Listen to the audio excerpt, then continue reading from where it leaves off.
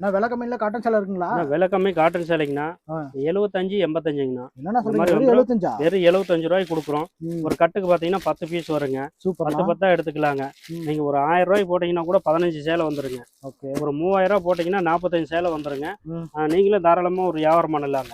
இந்த மாதிரி வந்துருங்க. ஓகே. ரேட்டு பார்த்தீங்கன்னா 75, அதுக்கடுத்து பார்த்தீங்கன்னா 85ங்க. இந்த மாதிரி வந்துருங்க. எல்லா டிசைன்ஸும் கலந்து வந்துடும். கட்டு கட்டாக வந்துருங்க. இதில் 50 பீஸு 100 பீஸு 150 பீஸு எவ்வளோ பீஸ் வேணாலும் எடுத்துக்கலாம்.